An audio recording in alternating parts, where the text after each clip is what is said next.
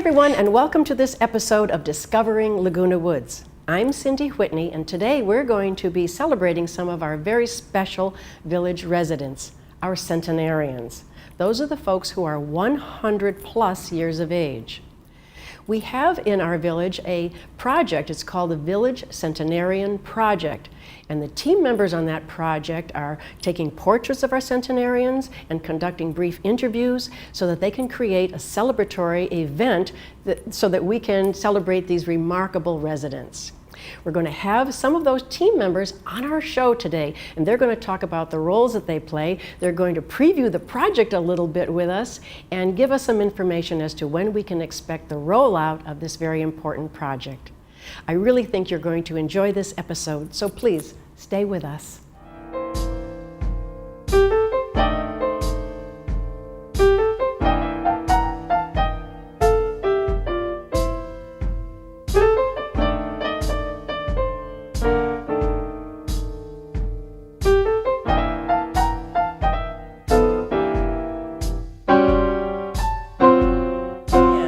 It's rude to ask a lady her age, but I understand you're 102. 102 going on 103. My goodness, how remarkable.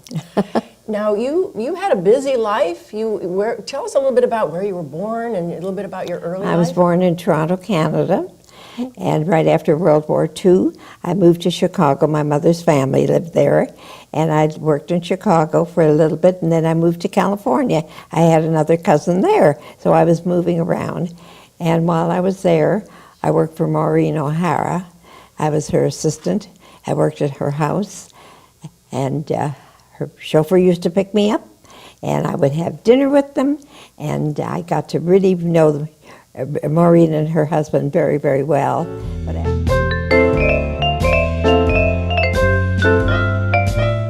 So now we're speaking with Lucy Parker and Betsy Martin, who are team members on the Village Centenarian Project. Hi, Lucy and Betsy. How are you today? Hi, Cyndee. Hi, Cyndee. Good, just fine. Good to be here. Good, good. I'm very excited to talk with you about this project because it's something that's very dear to our hearts, and it's been up and running for a bit of time, and I want to talk to you both about what your roles are in this project. And I'm going to start with Lucy. Lucy, you're kind of as I call you, the institutional knowledge. You have a really good overview of the project. Please tell us a little bit about your role.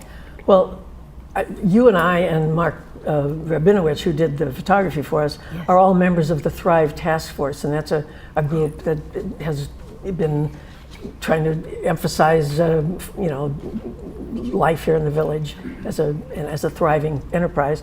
And I was in the group, and I happened to see on the internet a Czech photographer named Jan Langer, who did a series of pictures, 13 people over 100, with matching pictures of them as young people. And that inspired me, and I thought we could do that. Why couldn't we do that? Brought it to the Thrive Task Force. That was in 2017. And everybody thought it was a great idea. Mark couldn't do it without Mark, with his wonderful photography. And he was on board. And I knew the camera club would back. Well, my idea was to do more than just the pictures because we have the capability to interview them too. Yes. So that was all fine, and kind of bounced around. Where were we going to get these centenarians? So I went to information technology and said, please give me a list of centenarians. And they said, we can't do that. We cannot do that. Go to marketing and communications. So I went to marketing and communications, and they said, we can't give it to you either. Finally, I went to recreation, and they saw the wisdom, and they said, we have that information. And Mark and I were thinking maybe there were a dozen, maybe 20 at the most. Right. Tell us how many centenarians there are in well, our village. Well, they made a list, and at that time there were 78, yes. And it varies, because people have birthdays and so on. But so it's in that range. And they sent a letter from Brian Gruner, yes, inviting them to participate, and out of the 78, 5 responded, and we have interviewed and photographed all 5 of them, yes, but that wasn't enough. So right. Then the Globe gave us some wonderful publicity and just word of mouth, and we wound up with 16, and that's what we've been. Right. We finished that last Friday. Yes. Now is that a portion of the project? Are we going to be doing more of these interviews and portraits? That's not part of the plan right now. Okay. We could do that again, okay, It's kind of a three. People say, "Well, fine. What are you going to do with all this stuff?" It's a three-part idea. The pictures themselves are, show-worthy. We want to see them, and when you compare them to the younger photo, people have changed, and yet you see the same. It's fascinating. It just draws you in. It is fascinating. We want to exhibit the 16 photos, and then we want to. We're editing the interviews, which range from 8 to 15 minutes in length, to 3 half-hour shows, and that's the second part. And they would run on Village Television, concurrent with the exhibit. The exhibit would be shown around the village, and finally, the third part would be both things would go on the internet on our website. Oh, I see. That's quite a bit. Betsy, let me ask you, because you have a very different role. You're kind of the cat herder, you're getting everybody together, and tell us a little bit about what your role is. Lucy came to me and said, you interviewed the 90-plus-year-olds in Concerned Citizens some number of years ago. Remarkable lives, yeah. And so she said, I want you to go and reach out to these people and get them to come.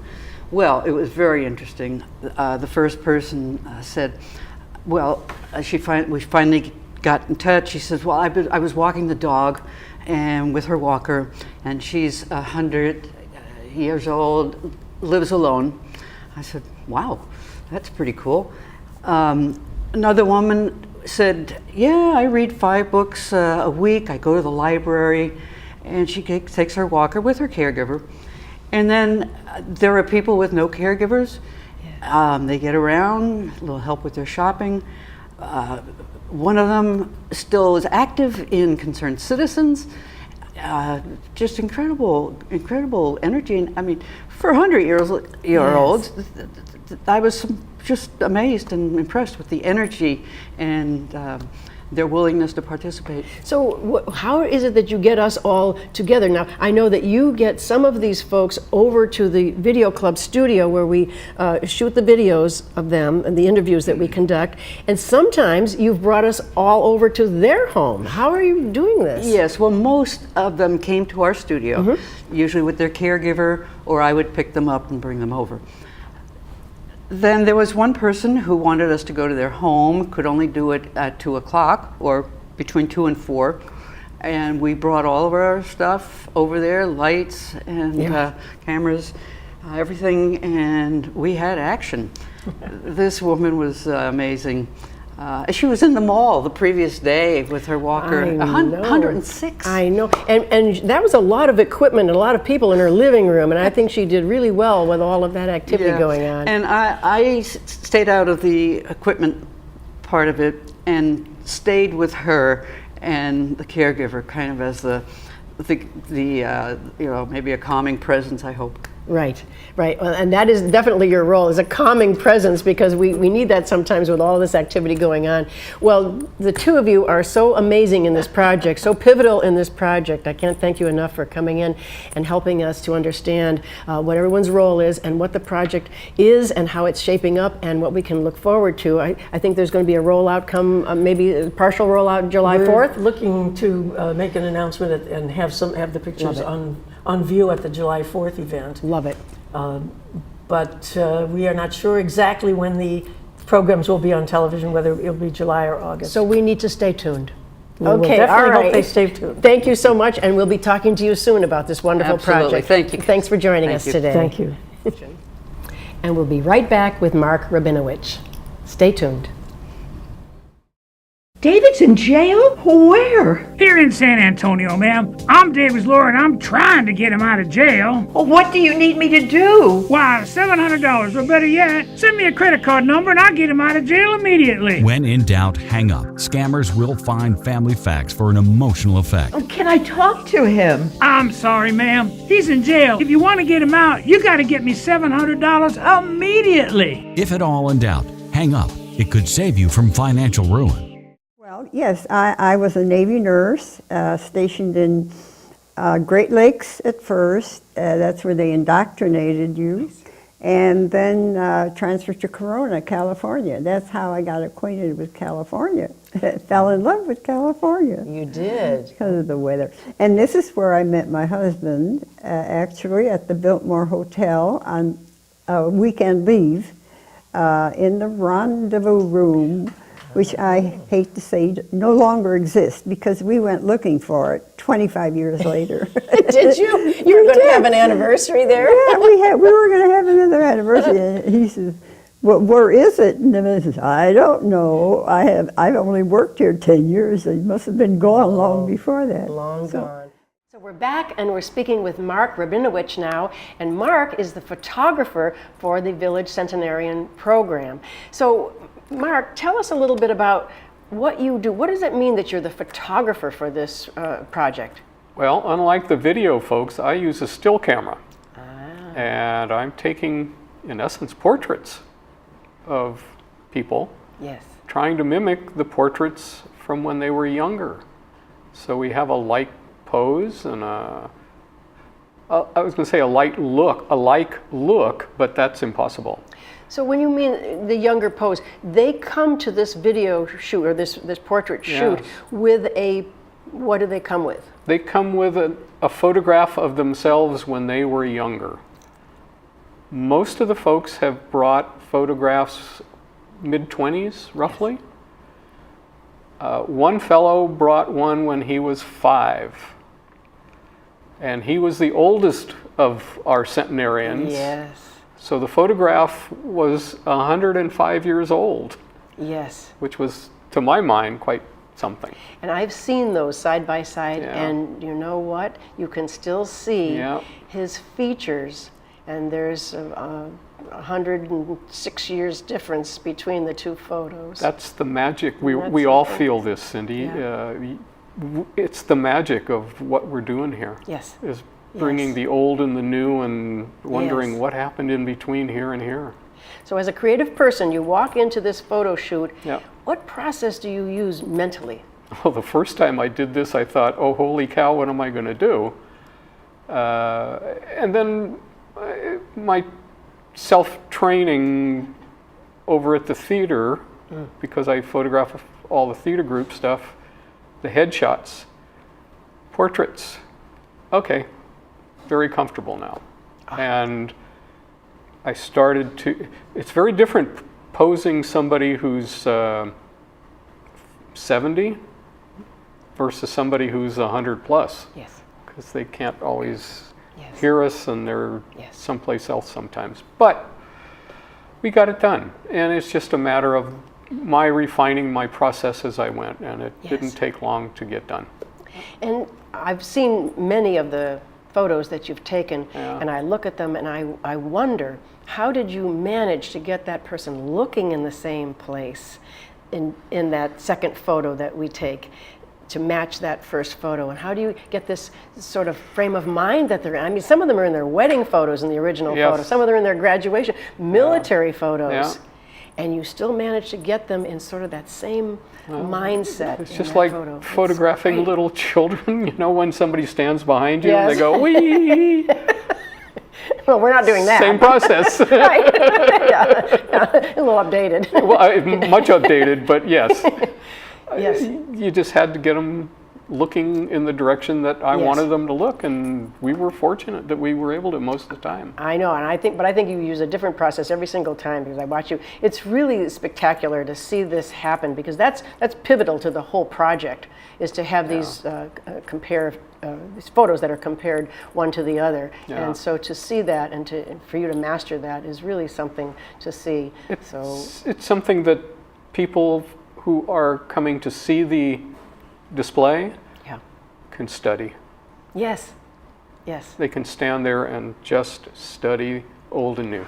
Yes. And that's what part of this is about. Yes, it is. It is. What's consistent, what's changed, what stayed the same. You know, you can see their lives on their faces, and it's beautiful. It's a beautiful work of art, and I thank you so much. My pleasure. Sharing with us the process that you use, because I'm sure it's similar to the other, you know, photographing the old pros or the theater guild, because that's different.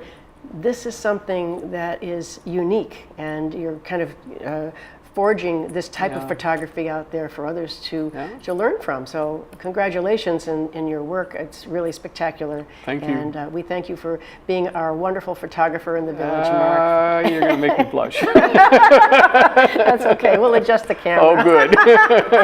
Thank you, sir. And You we look are forward to welcome. seeing the rest of your work. Look forward to everybody seeing it at some point. Absolutely, absolutely. Well, we'll be right back with Judy Saxon, so stay with us. I'm expecting your full attention. Feminist? Take a seat, gentlemen.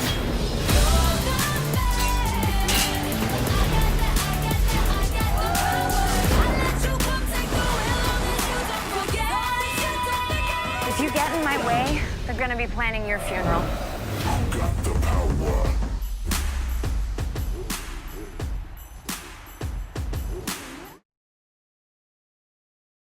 Tell us how old you are. 102, And you were born December? December 8th, 1916. Wow. Are you the first one in your family to reach this age? Yes. Yeah. Wow. Are you surprised that you're 102? Yes, very much so. Yeah. So we're back, and I'm speaking with Judy Saxon. Now, Judy, hi, how are you? Good, thank you. Well, we're interviewers. We are. We interview people here at the Yes, village. yes. And we have been given the honor and the privilege Exactly. of interviewing these wonderful centenarians in sort of mini interviews that we have. Yes, You know, of about 10 or 15 minutes each of these interviews. And I thought it would be great if we could talk about what our impressions are. I'd love it. I'd love it. Good. Yeah, yeah. Well, tell me what are some of the overview thoughts one that of you the have? first things I took away was I was impressed by the number of women that I talked to that got their bachelor's degrees. And one went on for her master's, at least one. Yes. Because you don't think of that many women going to college back then. Exactly. One woman went to Cornell at 16. At 16, Right. yes. Yes. They were very well educated Yes, women. yes. And they had come from families where there was a parent who was well educated too, and large families. I know some of the people that I interviewed came from large families and then had large families of their own. So that's interesting too. Right, Yeah. right. Yeah. And so what else did you Well, find? I was surprised. I was surprised that they were surprised, some of them, that they lived this long. And one said she was shocked that she reached the age she did. Yes. And they seemed to just take it as one more day. Yeah. It was no huge deal. I mean, Yes. it's just suddenly they accrued that many years. Yeah. Yeah. I They're- expected more fanfare about being 100. I agree. They're living very much in the moment. Oh, yes. When you ask them about the past, they'll tell you about Yes. it. But they're living very much in the moment and very, it's like, well, what's the big deal? I just keep on going, and I look forward to another age beyond this one, and I'm just having a good time. Yeah. So, Yes. yeah. Yes. So how about, did you find there were activities or types of things that they engaged in? It was interesting how they adjusted. Yeah. Some don't see as well, don't hear as well. They just work around it. They know they can't do what they used to do, and they accept it. Yes. That was another big thing, their acceptance. Yes. So maybe they don't do painting anymore, Right. but they read. And one, I like to ask them what they found joy in. And one said learning, Yes. and Google was her friend, and I like that Yes. she is on the computer. Technology. Technology. Yes. One watches Netflix every night with a friend. Yes. Yeah. So. Yeah, I agree. I think the resiliency, Yes. the ability to adapt, and one of the things that I think we both agreed on when we had this conversation before, that Laguna Woods was very helpful in that, because Yes. we know people who don't live at Laguna Woods Right. and who are really looking for something to do, Yes. whereas the folks that we spoke to, these centenarians, have said over the years that they've been here, they've had lots of things to do. They have adapted along the way, as you say, to their limitations. I went to a concerned citizens meeting, and here was one of our guests, a 100-year-old, collecting money. I thought that was wonderful. Oh my goodness. Yeah. Well, this is, they find things to do. Some of it's with friends and some of it's with family. A lot of them move to California to be near family. Because of their families. Yeah, right. So they have them here around them, which is good. One said, I'm alone. She lives alone. She said, I'm alone, but I'm never lonely because all she has to do is open her door. There are people maybe in her hallway. Yeah. She said, if you want to be alone, you just shut the door. Yes. So you can have both Yes, things. and that's nice. Yeah. But you have the security of knowing that you're safe. Yes. And that there are people around. Yeah. If you need them, they're there, and they're your friends. And they all were enjoying living in Laguna Woods. They found it supportive, they found it friendly. And that's so important in that age because they've lost so many friends and family. And Yeah, but I found that many of them had moved around the country in some cases and had travel too. Oh, A lot of them had travel experiences which I think enriched their lives and broadened their thinking to make them, One was a color guard at the summit of Churchill, Roosevelt, and de Gaulle. Now what an experience being a color guard. And recruited nurses, and just fascinating. Was in the Army. Yes. Yeah. Oh, yes. One gentleman was a reconnaissance pilot during World War II in a glider. Oh, my. In a glider. And, I mean, look at the risk and the danger involved in that. I mean, we have heroes here who are living long lives, and that's very remarkable. And we do need to celebrate, not just because they've lived a long time, but they've lived a long, interesting life, and some of the memories of things that they have and the changes they've seen. They're so valuable. I know. Yeah.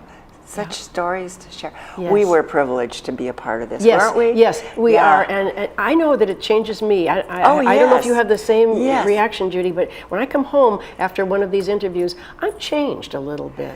I was so fond of all of them. Yes. I know, and I thought I'd like to be their next door neighbor. I would hang out with that person. She said she's going to the mall next week. I will go with her. I know. I know. And one woman, I asked her, what do you look forward to? And she said, I look forward to gambling. I said, all right. That's great. That's great. Yeah. So, it's, you know what? It's inspiring. It is. It really is. Yep. Yeah. And they do have gratitude. I felt they were grateful for what they had. Yes. Yeah. And they were non-complainers. Did you notice that? Oh, no. Yes, absolutely. They were non-complainers. Mm-hmm. Yeah. Nope. They just accepted what they had and no grousing about it. That's right. Yeah. Yeah. What can I do to get around in spite of that? Yes. Yeah. Yep, it's really, really inspiring. And Judy, I can't thank you enough because, we tag teamed on these interviews and we each did the same number of them. And it's just been a very enriching experience for us as well. And absolutely. I hadn't expected that, and I just think that's just fantastic. I agree. Thank you. Well, Judy, thanks for coming in today and sharing your experiences with the Village Centenarian Project. Thank you, Cyndee. Thank you so much, and we will be right back. If you want pad thai, pot pie, pizza pie, tacos, cheese fries, stir fry, ribeyes, nachos, beef stew, barbecue, off the chain, tattoo, eastbound, westbound, downtown, flavor town, French tips, steak tips, shrimp and grits, what a trip! And there's more! Wow! Fish and chips, baked beans, out of bounds, BLT, mac and cheese, yes please! On Triple D! Diners, Drive-Ins, and Dives, Friday night at 9 on Food Network. At Freedom Village Assisted Living, we provide loving care and support when your loved one needs it most. We believe in laughing more and caring more. Dining will be an experience, not just a meal. We offer opportunities to create new memories. Your family will feel like they're a part of our family as we work toward creating an extraordinary difference in lives worth living. To schedule a tour and complimentary lunch and for more information, please call us at 949-340-8108 or visit our website, freedomvillage.org. Thanks very much for joining us today as we previewed the Village Centenarian Project. Please stay tuned in the coming weeks as we'll give you updates as to when the project will be fully rolled out. Many, many thanks to the team that came in today that is working on the project, and of course a great big thanks to all of our wonderful centenarians who live in the village and are thriving in the village. We hope that you watch our show every Wednesday morning at 9:30 on Village Television, and I hope that you like us on Village Television YouTube and join us every single time right here on Discovering Laguna Woods.